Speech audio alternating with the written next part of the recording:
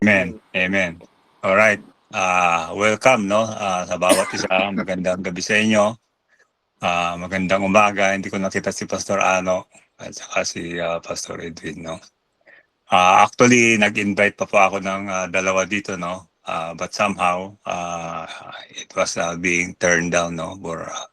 For a reason na hindi, I don't know. Sabi ko nga, this group, kumbaga it was created to further yung tinatawag na knowledge at increase sa tinatawag na kaalaman, no, sa support sa Bible. So we are all student, tayong lahat ay mag-aaral at patuloy na nag-aaral. Okay. Ito yung second to the last, no. Next Thursday will be our last, no. Then we will see you next year. Bali January 8, bali yung ating start na uli ng ating pag-aaral. So kinuha ko itong opportunity to dahil kasi I was informed na merong hindi makakadalo next Thursday. So kaya gusto ko ma-maximize yung attendance, no, para sa ganon ibig sabihin ni yung kaalaman dito. Alright. Bali in next year sa 2026, no, sabi ko nga yung ating situation, yung ating kinalalagyan, we are about parang to cross, no. Katulad sila Joshua, sila Moses, no. When Moses was told na hindi siya makakakross on the other side, no. So binigay niya yung leadership kay Joshua, yun ang bilin ng Panginoon. Then si Joshua, siya yung nag-take bali ng responsibility, leadership, no, in the absence of Moses para tumawid crossing. So yun yung tinatawag na conquest, no, conquest do sa land of promise. So ganun din tayo, no. We are in conquest, no. We are about to cross hindi yung river kundi year, no. We will crossing the year, no. So ano yung ating conquest is patuloy yung tinatawag na evangelism at saka discipleship. Yun ang ating conquest, no, through evangelism and discipleship. Kaya we continue itong ating learning, education, o equipping, no, through ito yung ginagawa natin, and by the grace of God we already passed, no, more than 1.5 years sa ating pong ginagawa, no, and I pray na we are benefiting dito sa ating pag-aaral regarding sa leadership, no. Okay, sabi ko nga everybody is welcome. Kung sino yung interesado, you can invite them, you can join in. Alright, so yung bali. Okay, dadako na po tayo sa ating yung ating text. I gave yung 1 Corinthians chapter 15 verse 3. Okay, let us pray. Muli, Panginoon, salamat po. Lahat we can simply entrust to you ang aming pag-aaral at patuloy, Panginoon, increase us, Panginoon, in the knowledge upang kami, Panginoon, Lord God, ay patuloy na maging sensitive, Lord God, to the move of the Holy Spirit. Thank you, Lord, for opening our understanding and give us the learning. In your holy name we pray. Amen. So, okay, nagsabi po ako no na babasahin yung 1 Corinthians chapter 15 verse 3 sa iba't ibang translation. Now, doon sa inyong mga narinig, no, ibinahagi sa atin. Totoo po yun, no.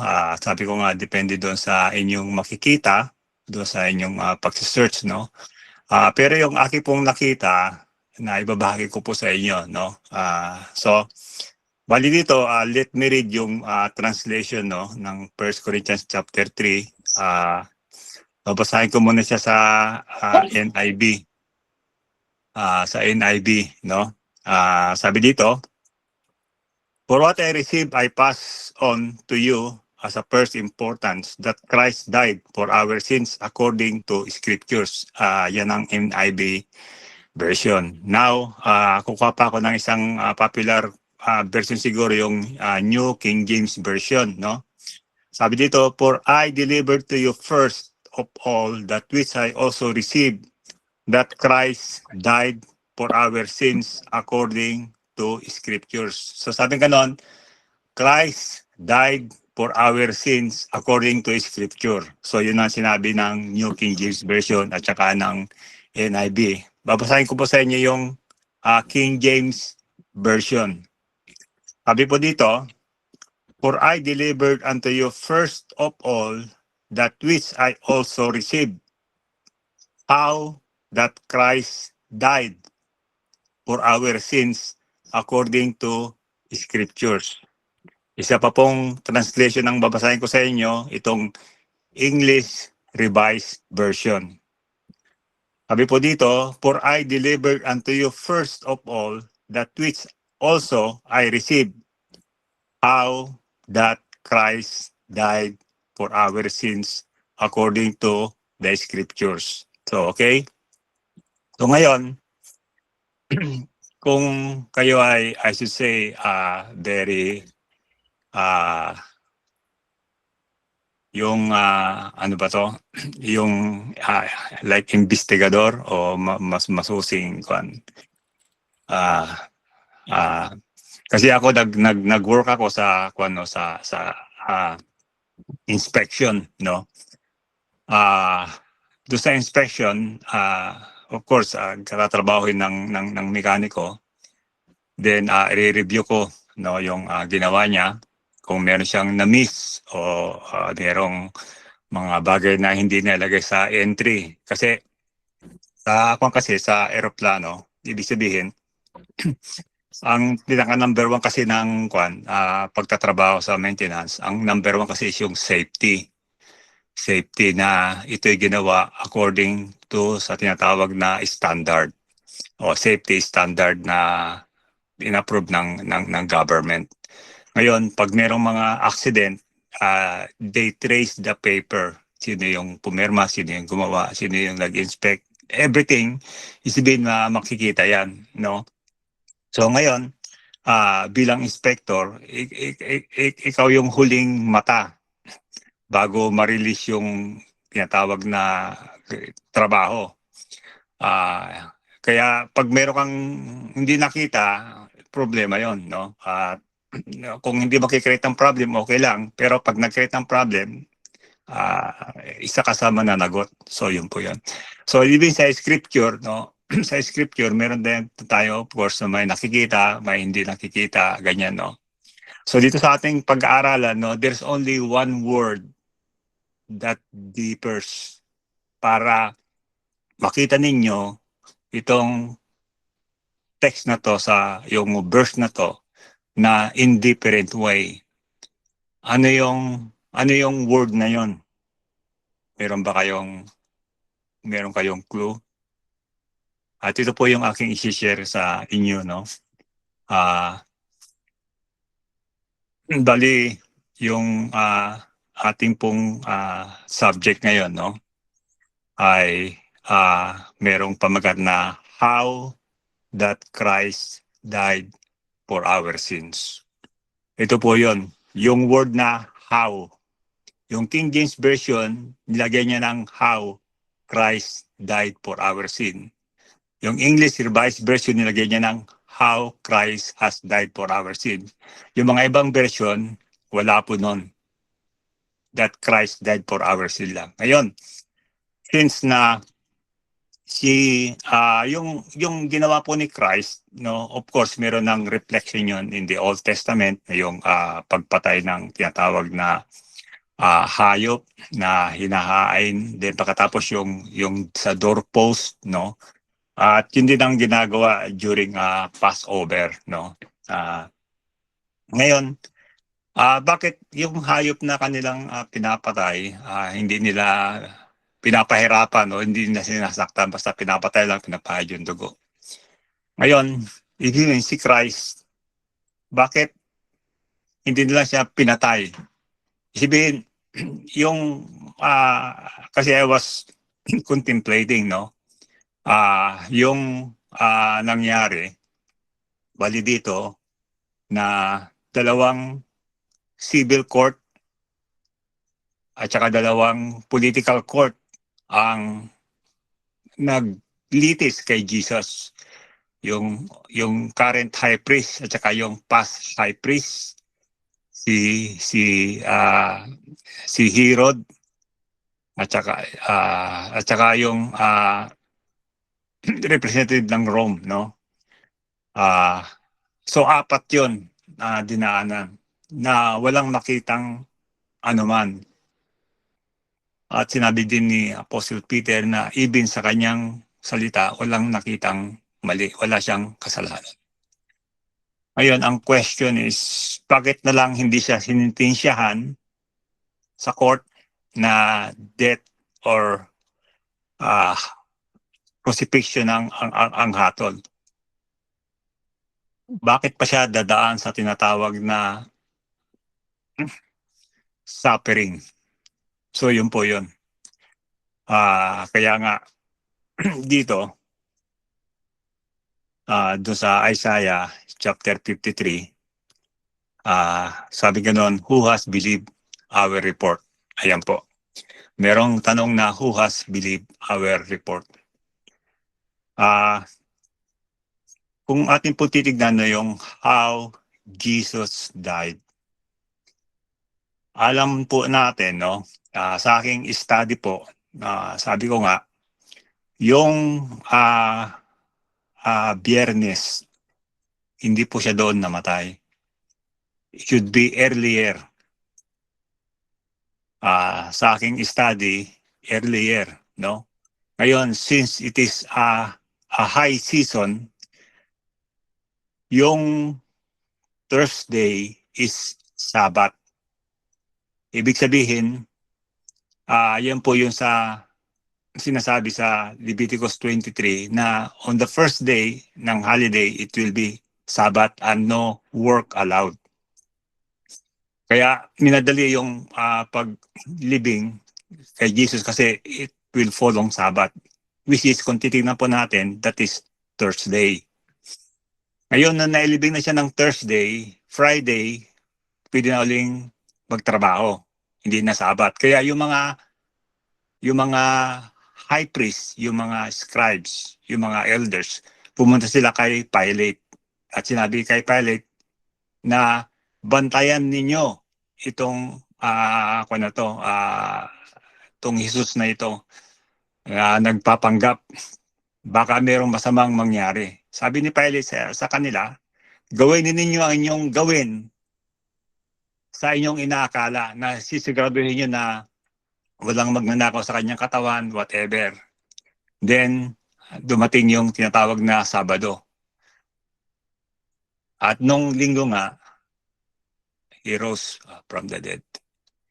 So ngayon, ang tanong, bakit pa kinakailangan siya mag-suffer?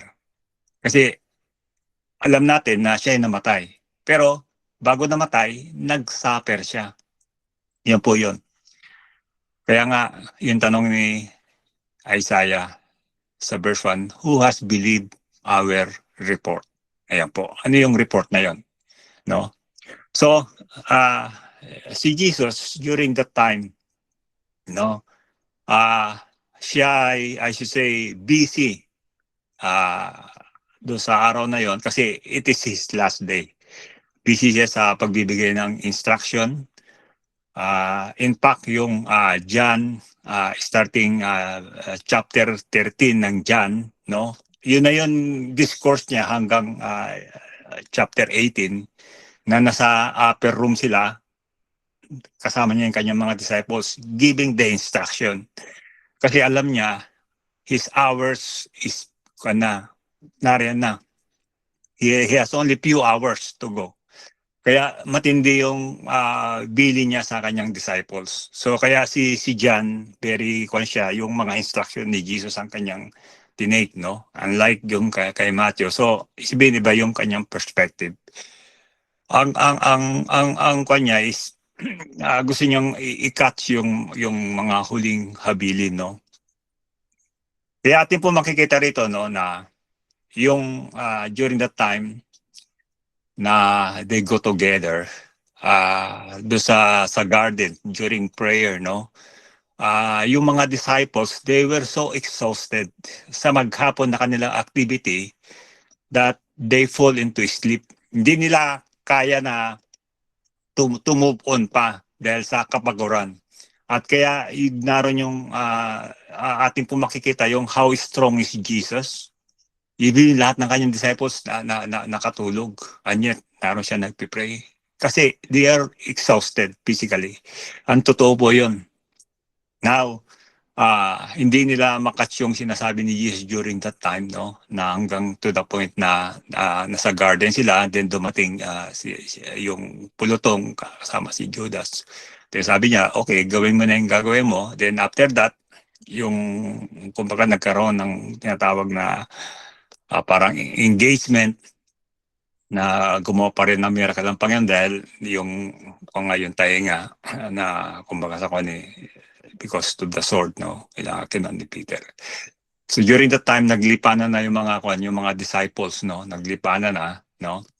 At ang naroon bali na sumusunod ay si Peter at of course si John. Ngayon si John, in my understanding, meron siyang relationship do sa high priest na maring malayong kamag-anak o something, no? Kasi bakit ko nasabi ito? Kasi nung yung si Peter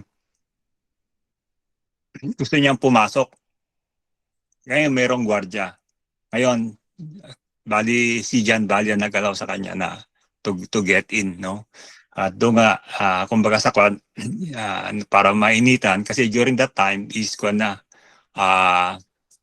bali spring season is napakalamig. So yun bali, no, kailangan nilang mainit at ito yung madaling araw to. Bali ang nangyari po, tinrabaho bali si Jesus to the point na hindi yung kanyang mga disciples, yung kanyang mga followers, hindi nila alam kung paano ito naganap. In fact, nung una niya na appearance kay Caiaphas, then pagkatapos kay Anas, no? Then yung day na yung Passion of the Christ, pinakita niya ito doon ko siya na-cuts na tinrabaho nila na yung nasa inner court lang, yun yung mga binayarang mga tao, yung mga inarrange sila para, kasi sila yung mga sumigaw na crucify him Sabihin yung mga disciples ni Jesus, yung mga followers niya, hindi nila alam what's happening, going on. To the point na hindi kanila nakilala nga si Jesus na siya na yun because of yung kanyang dinaanan.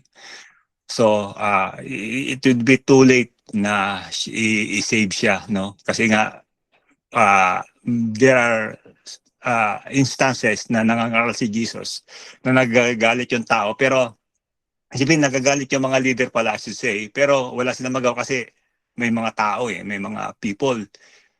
So they cannot do something. Kaya ngayon, tinrabaho niya itong palihim, yung tinatawag na conspiracy. They did conspiracy kay Jesus to eliminate him because of their jealousy sa kanya. So ayun po. Ngayon, I will read passages dito, no. So alam natin si Jesus during the time he is exhausted just like the disciples, and yet he move on, no. Yung madaling araw sa kanyang paglilitis, no, napuyat si Jesus during that time, pero ibig hindi ko yun. He just move on, no. At alam po natin, no, I will not be quoting all yung tinatawag na verses sa scripture, no, but I will quote doon sa doon sa instance, no. Sabi sa John 19 verse 1, then Pilate took Jesus and had him flogged. Ibig sabihin, si Pilate, alam niya na si Jesus ay walang kasalanan. He knows it very well. At sinabi din sa kanya ng wife niya na I dream of this man. Alam niya yon. Pero merong pressure sa kanya yung mga leaders. Na sinabing ganon, kung hindi mo siya sisintensyahan, you are not a friend of Cesar. So, meron siyang pressure. Ngayon, sa kanyang idea, no, in order for the people to be a peace, sabihin, doon kanilang demand. Sabing ganon, siguro, pag nilatigo siya, yung winip siya, repairing ito doon sa event sa Passion of the Christ, kung meron nakapanood ng movie ng Passion of the Christ, yung weeping, yung tinali siyang gano'n, tapos tinan yung likod niya, no? Yun. Even gustong ma-appease ni Pilate yung mga tao na pag nakita na siguro yung weeping na ito, magbabago na yung kanilang kapasyan at pwede nang palayain si Jesus, no? Which is hindi nangyari. Hindi nangyari 'yon. Ibig sabihin, pagkatapos ng weeping niya na yung sa likod niya, no? Na lalong the more yung tao na nagdemand na to crucify him. Ngayon, prior to that, ibig sabihin si Jesus, sabi doon sa Matthew chapter 27, verse 30 to 31. So let me read.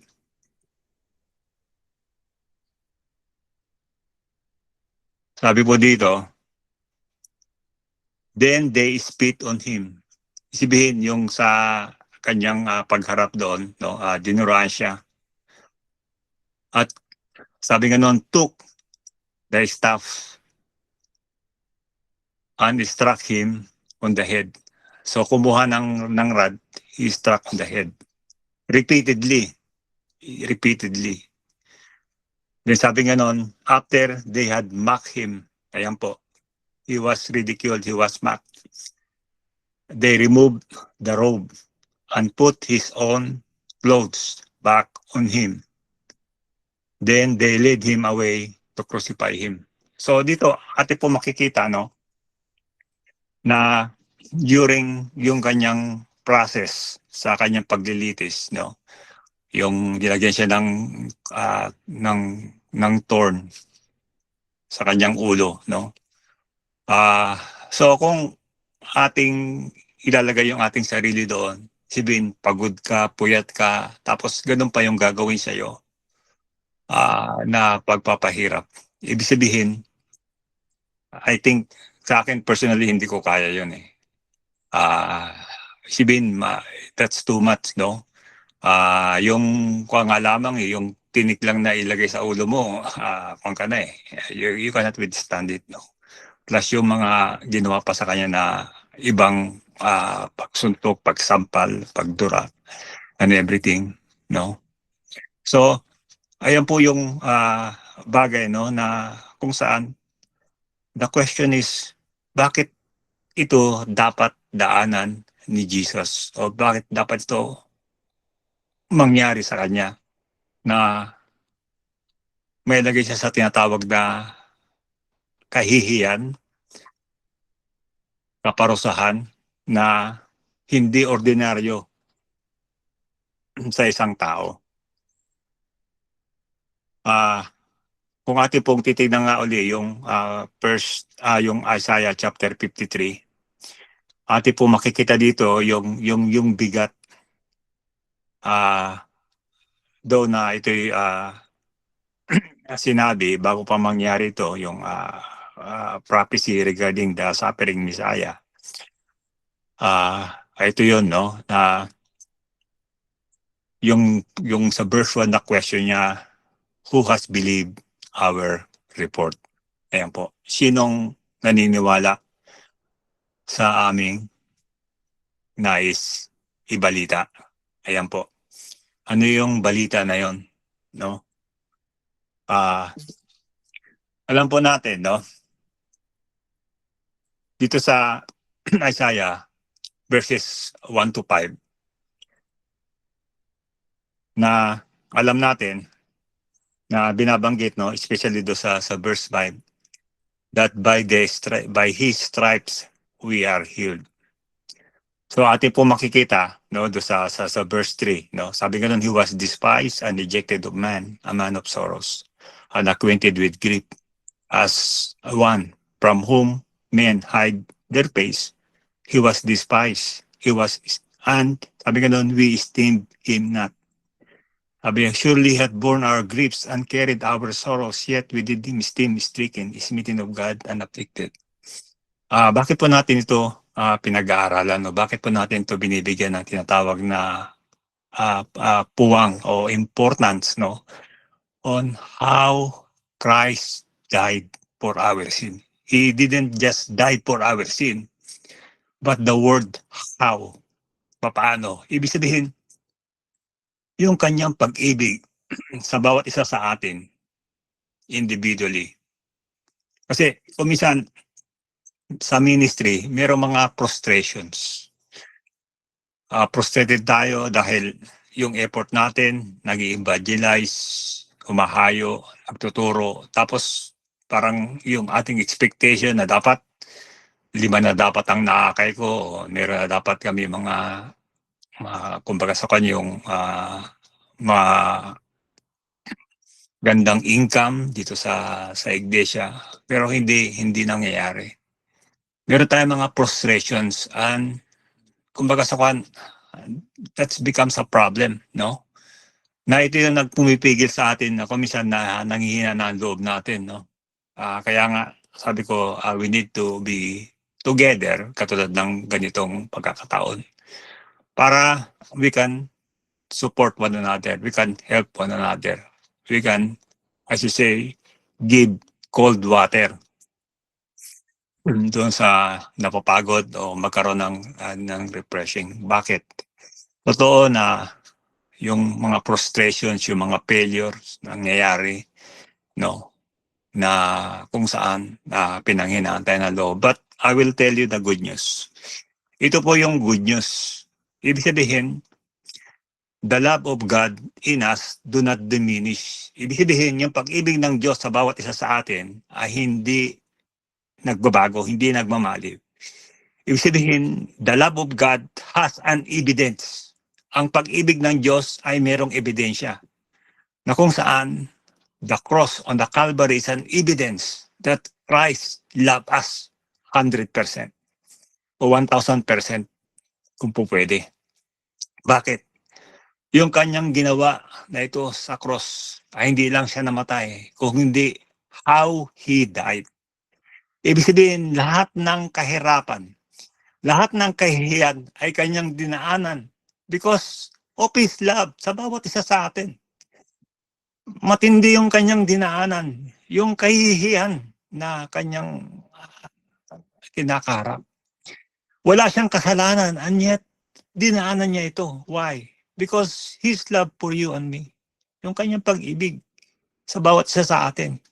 Kaya bilang lingkod ng Diyos, we do not question the love of Christ. Meron siyang evidence. Yung cross ang ebidensya ng pag-ibig ni Jesus. Sa akin, nakita ko po ito, na si Kristo ay dadanas nito dahil yung sa lalim ng kasalanan na ginawa ng tao. Ibig sabihin, yung nangyari sa tao, unang-una, of course, naapektuhan yung kanyang spirit. He was detached. Then naapektuhan yung kanyang soul. Then naapektuhan yung kanyang body, nagkaroon siya ng sakit, deterioration, later on, he died. So, i-reverse ngayon yun ni Jesus. Magsisimula siya from the beginning, no? Para ang lahat ng area na nagkaroon ng problema na pasok ng kadiliman ng kasalanan, ay ito ay magkaroon ng tinatawag na justice, magkaroon ng kabayaran. At kasalanan po yun. Yun po yung nangyari na ginawa ni Jesus. Kaya nga po, siya ay dumasa tinatawag na suffering, sa shame, yung kahihiyan. Even yung, di ba, namatay siya, itinaas, nilagay sa krus for all people to see. Buong Jerusalem na makita siya, nakubad. Hindi ba nakakahiya yon? At saka yung mamatay ka sa krus, isang nakakahiyang kamatayan yun eh. Na ikaw na yung pinakamasamang tao. So all these things tinanggap ni Jesus eh. Because of His love for you and me. Kaya mga kapatid, hindi tayo madi-discourage. Because yung ating nararamdaman is only in our emotion, into our soul. Yung ginawa ni Christ, it goes to our spirit. Kaya nga, yung mga tusok ni Jesus nung siya'y hinawakan ni Thomas, na pinakita niya yung butas sa kanyang kamay, tsaka yung kanyang tusok sa kanyang tagiliran. Sabi ni Thomas, "My Lord and my God." Ibig sabihin yung evidence na pinakita ni Jesus na ako nga ito is there for Thomas to believe that Christ has risen. Kasi yung kanyang pagkabuhay muli, nobody believed. Nobody believed. Walang naniniwala sa mga disciples. Maring siguro, maring head knowledge, and siguro probably, maybe, even yung kanyang resurrection, ilang beses nagpakita si Jesus on different occasions after His resurrection. Yet yung mga disciple, yung sa on the road to Emmaus, yung dalawang nag-uusap, sabi sa kanya, bago ka lang ba dito? Hindi mo alam kung ano nangyari ito sa Jerusalem. The later on, na padilim na, sabi niya, sumama ka sa amin. Ako na, madilim na. Then pagkatapos nag-break do si Jesus ng bread at sabi ka noon, their eyes were opened. He is the Messiah. At ganoon na lang kanilang pagmamadali na ibalita. Bumalik sila sa Jerusalem sa ganong gabi upang ibalita, we have seen the Messiah. So ayun po yun. Kaya yung tanong ni Isaiah, who have heard our report? Ayan po. Ibig sabihin, itong ginawa ni Jesus na suffering na ito is for you and me. Ibig sabihin, for you and me, na magkaroon tayo ng healing in our spirit, in our soul, and in our physical body. So, ibig sabihin, yung ating kagalingan is already paid by Jesus. Dinaanan niya ito para lang tayo magkaroon ng kagalingan. Kaya nga, sa bawat isa sa atin, kinakailangan po natin itong palaging sasabihin, i-confess. Kasi it's already done by Jesus. Ginawa niya na ito ni Jesus para sa atin. Yung kanyang dinaanan na hirap at pasakit at kahihiyan dahil sa atin nang nangyari sa tao, sa kasalanan. Kaya nga, we are healed at patuloy in the process of being healed sa ating soul. Of course, yung sa soul kasi, it takes time, no? Kaya nga yung transformation of ourselves is yung sa ating pag-iisip, that you may be transformed by the renewing of the mind. And we can only renew the mind if we are reading the scripture, yung promises ng God. At thirdly, yung healing, yung physical healing. Nahihingi natin to sa Panginoon. Kasi ginawa na ito ni Jesus para sa atin. Kaya muli dito sa 1 Corinthians chapter 15 verse 3 na tignan po natin how Jesus died for our sin. Ibig sabihin, it's time for us na lumakad tayo sa physical healing, emotional healing, and spiritual healing. Because Christ has paid the price. Kinuha niya itong road na ito na mahirap, na kakahiya, na siya na walang kasalanan ay ginawa niya for you and me, for us to have this. Kaya mga kapatid, continue to incorporate it sa inyong panalangin. I-declare po ninyo sa inyong iglesia na sa inyong tinatawag na service, sabihin po natin yung, of course, we make challenge para sa salvation. And also, isama po natin dito yung tinatawag na healing. Wag po tayong matakot. Kailangan natin pag-aralan to at isama po natin yung healing sa bawat mga mananampalataya. Kasi po, kinakailangan po natin i-declare ito at ipanalangin dahil naman tayo ang magpapagaling eh. Si Jesus naman. It is time for us to use and to utilize what this benefit that Jesus gave unto us. How He died. Ibig sabihin, gamitin po natin yung pinaghirapan ni Jesus, yung kahiyan na kanyang dinaanan para tayo ay mag-benefit. Ginawa niya ito for us, to benefit us. Gamitin po natin to, gawin po natin to. Yun po yun. Kaya ito po yung nais ko. Exercise po natin yung pag-challenge sa salvation. Exercise po natin yung pag-pray at pag-declare ng healing kung sino man yung merong sakit. At i-utter po natin yung tinatawag na prosperity. Prosperity. Ibig sabihin, ang isa sa mga bunga ng ginawa ni Jesus is to prosper us, is to return us to wholeness, spirit, soul, and body. Then, yung tinatawag na external blessing, material blessing, financial blessing. So, ito yung tinatawag na peace o kapayapaan. Nothing is missing, nothing is broken, nothing is lacking. Peace, peace is the absence of darkness.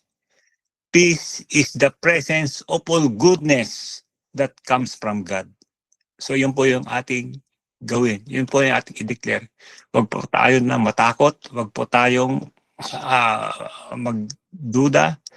Pag-aralan po natin. Talk to Jesus. Let us welcome the Holy Spirit to lead us and to guide us. It is time for us to conquer. It is time for us to cross yung mga magamit po yung mga ginawa ni Jesus sa atin. Kaya nga, Psalms 103, palagi kong sinasama sa prayer, bless the Lord, O my soul, and forget not all His benefits. So, sinoong ni Jesus itong kahirapan, ang kahihiyan for us to have this benefit. Kailangan po natin yon, no? Na-exercise po natin, i-declare po natin. Kaya nga, we have nothing because we do not ask anything. Isibihin, walang nangyayari sapagkat hindi natin ginagawa. So gawin po natin, i-declare po natin, sabihin po natin, ipanalangin po natin para merong maganap. Yan po. Kaya siguro sa ating pag-aaral, isibihin, let's go deeper. Let's make more steps, no? Na yung salvation, yung healing, and yung prosperity ay patuloy natin maibahagi. Patuloy na mag-manifest sa bawat iglesia at ito ay maganap po sa atin. So ngayon, I want you to simply raise your hand. I'm going to pray for you that God will impart to you what we have studied today. That crossing the year, it will be different. Hallelujah. Father in heaven, Lord God, sa bawat mga pastor, sa bawat minister, sa bawat servants, Lord God, who is raising their hands unto you, Lord God. Lord, I pray, Panginoon, Lord God, your anointing, Lord God, sa bawat isa. Let your anointing, Lord God, be released in the name of Jesus. Na makuha po namin, Panginoon, Lord God, the full benefit of what Jesus did on Calvary. Tumaas siya, Panginoon, sa kahihiyan, sa kasakitan, sa kahirapan, Panginoon, for us to be well and to be released, Lord God. Hallelujah. Apekto, Panginoon, ng kasalanan, ng kahirapan. In the name of Jesus, Lord God, we are set free from poverty, Lord God. And I release healing, prosperity, Lord Yes, God. Lord. Hallelujah, Yes, Lord. salvation, Lord God. Sa bawat isa, Panginoon, that it will be exercised, Panginoon, unto your people, Lord God. That what Christ has done, how He died, is for our benefit, Lord God. To receive it, Lord God, and to live with it, Lord God. Hallelujah. Salamat po, Panginoon, Lord God, for the power of the Holy Spirit upon your people, Lord Thank God, you, Lord. upon your leaders, Lord God. Yes, Lord. At whenever, Lord God, na mangyari, Panginoon, to, Lord God, heal, Lord God, heal your servants, heal, Lord God. Hallelujah. Pastor your servants, Lord God. Yes, Hallelujah. yes, Panginoon, Lord God, we curse, Lord God, the work of darkness. We cast out the devil, the deceiver, in the name of Jesus. And we let loose, Lord God, the light. Hallelujah. We let loose, Lord God, prosperity. In the name of Jesus, that you will prosper your people, Lord God. Hallelujah. Because you have did it, you have paid it, you have completed it, Lord God. Hallelujah. Thank you, Lord Jesus. Salamat po, Panginoon, Lord God, by the power of the Holy Spirit, Lord God. Hallelujah. Salamat po, Panginoon, Lord God, for the freedom that we have in Christ, that we can live, Lord God, in completeness, in peace, Lord God. Salamat po, Panginoon, sa pagkakataong ito. In Jesus' name I pray. Amen and amen and amen. Amen. Amen.